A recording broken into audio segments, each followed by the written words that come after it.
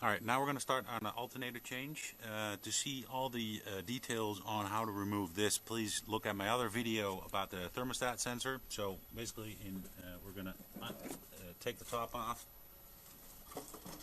We're going to undo the hose clamp here, here, and to here. Remove the hose, unplug the mass airflow sensor, take the mass airflow sensor off. Take a bolt off 10mm right here, another bolt 10mm right here that's connected to the hose, and basically take the airbox out. And then we can take the hose off and basically just move it up there so it's out of the way. Then you can remove the bottom hose of the thermostat right here, and then of course water's going to start pouring. We're going to do the same with the top hose. And after we do the top hose, we're going to basically take the hose off of the expansion tank, and because the alternator is going to be all the way down there at the lowest point anyway, so all the coolant's going to be gone. So this better get on. This one has a clamp system, so and of course they're stuck. So I'll try to undo this one from the other side. Usually gives you a little bit more leverage. So that one's easy off. That one's a little tougher. I'll just remove the little metal clip here. So it's a little metal clip right here, so it's basically out of my reach. And just basically gently start prying. There you go. So it's off. It's still connected all the way at the bottom. Right there at the alternator housing, but I'm going to leave that for now because then all the fluid's gonna run anyway. So I'm going to take a normal flat blade screwdriver. Let's just move this hose out of the way. And at the bottom of the expansion tank, there's a hose clamp that we're going to undo.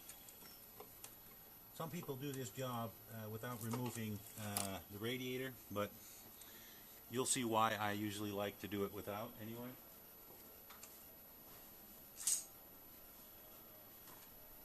Needed a bigger screwdriver because it's a non-original hose clamp here. And I have buckets underneath the car just to basically catch all the excess of coolant anyway. And based on the color and the smell of this coolant, it hasn't been changed in a while, so a good thing that we're going to put all original BMW coolant in it anyway. So that hose is gone. So it basically starts leaking here.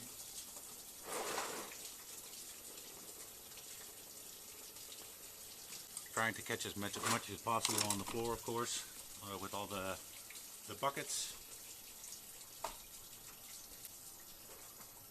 Alright, so that's off. Then we can basically undo the bleeder screw.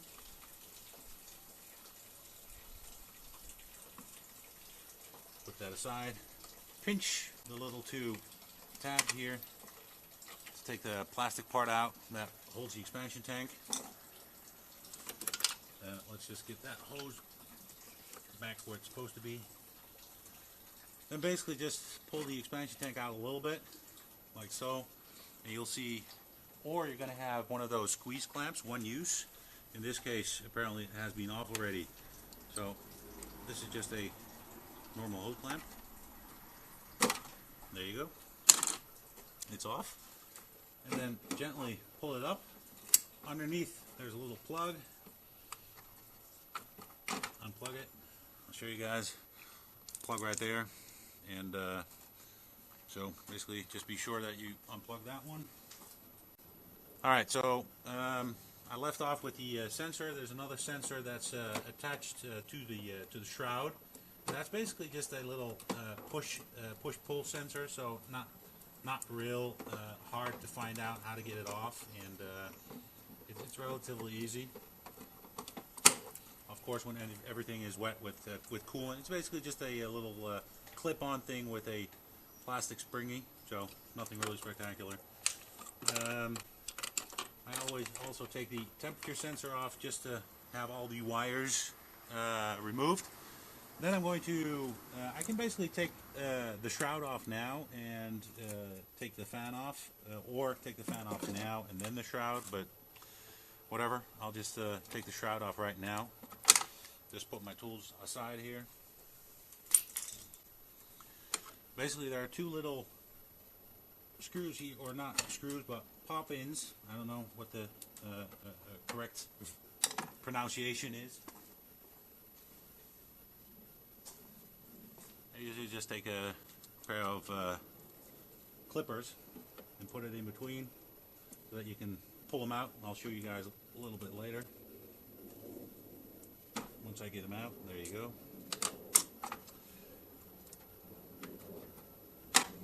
So we're talking about these fasteners and a little popper that you basically pop in like that, and it spreads, and that holds the shroud right here. So I'm going to do the same for the other side.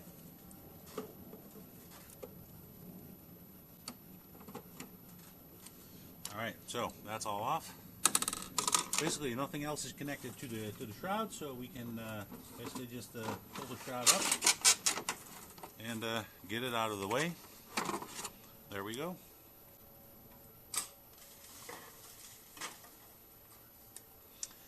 So we're getting there. So now we're going to get my fan clutch tool and take the fan clutch off. You can leave it on and just take the fan itself off, the blade, but I don't know. I don't want to hassle. It's easy to get it off anyway, so I'll get back to you in a second. So what we need to get the fan clutch off is a hammer, a 32, I think you guys call that a crankcase ratchet for a bike, and my homemade fan clutch tool. Two holes basically that hold the bolts from the water pump pulley. So I put the 32 on right here. Basically clamp the system. It's reverse thread, so hit the other way around. And wow, it's still stuck, so we're going to do that again.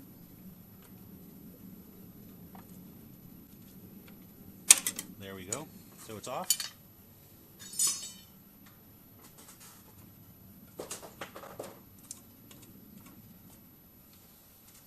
And just support it from below so it doesn't fall or break the blade. Alright, so it's off. My tip would be, by the way, always when you take it off, store it straight up like this, so don't lay it flat, because if you lay it flat it will go bad and eventually could catch firm and then start spinning, breaking blades, going through the hood, blah blah blah, whole drama. There are plenty of posts of that on the board, so I always keep it up straight like that.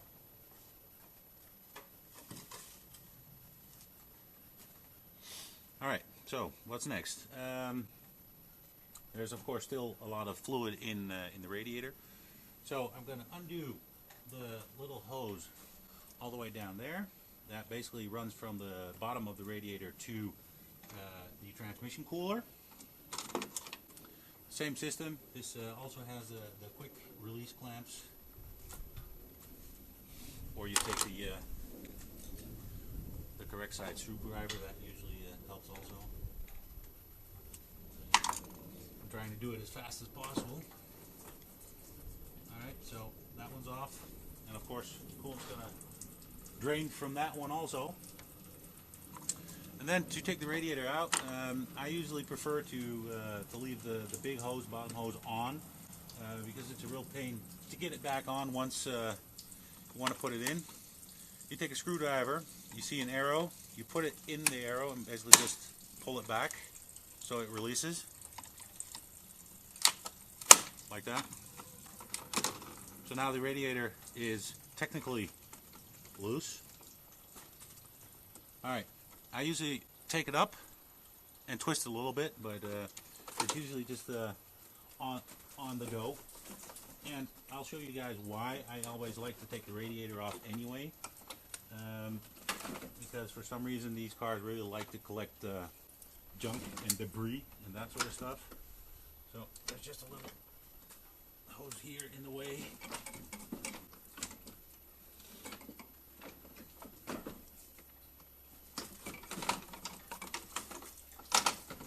as you can see, there's a lot of leaves down here, effectively blocking the cooling of the system.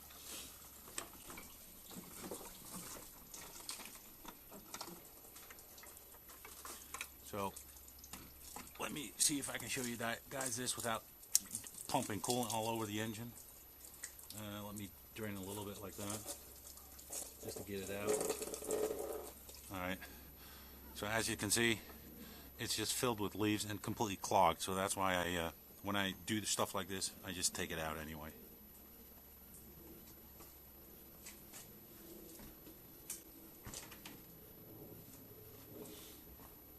So when I look into, I'm not sure if the video will catch that, but basically the complete pans that are catching the coolant are just filled with leaves and gunk and junk. While the system's open like this, this is your power steering cooler. Hey, wow, we even got a cigarette butt all the way down there. So I'll disconnect the camera and have you guys have a closer look. Alright, so here's a closer look. As you can see down there, all the debris that basically fell out from behind the radiator, so that's why I'm taking it out. So the alternator is located right here. So I'm going to undo the little hose right here, and that's going to drain some more coolant. The two bolts, 13 millimeters, are right here to undo the pulley. And I'm going to change the belts while I'm there anyway, and basically then the alternator is held in place by just a couple of 10 millimeters. So we'll continue with that. Alright, there we go.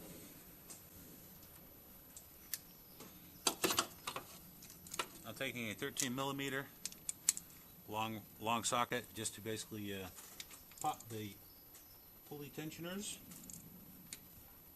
Get that out of the way. Once that one is loose, you'll hear it pop.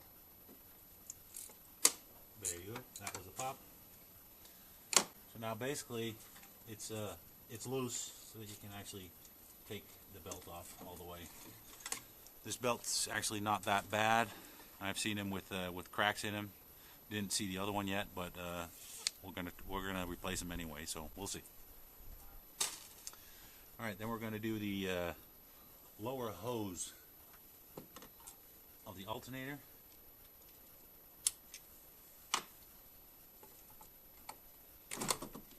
There we go. So that hose is away also. Personally, my personal preference is as soon as hoses, this is black and this is a brownish color. Usually as soon as it get a brownish color, I change them because it gets real brittle and they can actually just snap off and break. Let me see. There's an age stamp on this one. Yeah, this one is from 1198. So yeah, it has seen his better days. As you probably can see, it's starting to leak a little bit right here. So we'll see. Alright, then there's a plug on the alternator. Basically, same plug, just undo the plug, move the plug out of the way. Then we need to basically take the pulley assembly off to give us full access. So just take a screwdriver.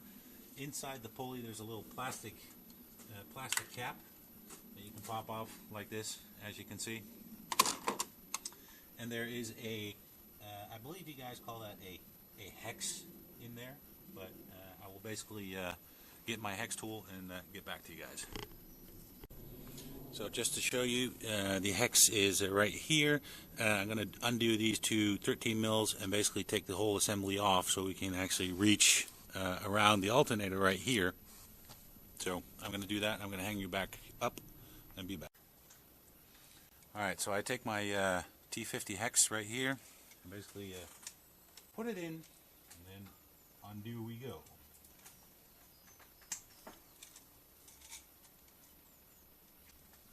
So that was relatively easy.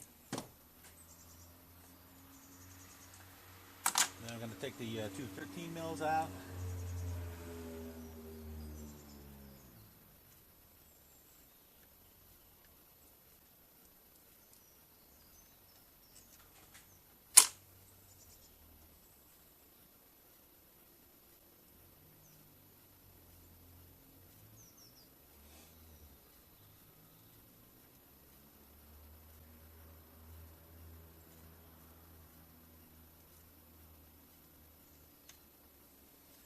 So the two bolts are out. Now just the T50.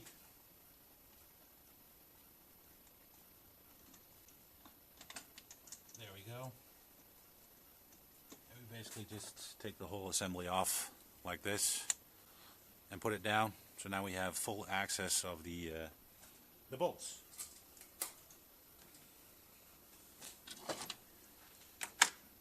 Alright, then we have a 17 millimeter that is basically the hot wire from the alternator. It's right here. You can basically just undo that one. Be sure, by the way, that your battery is disconnected, because it is a direct connection to the battery. So if you don't want a lot of smoke, take off your battery.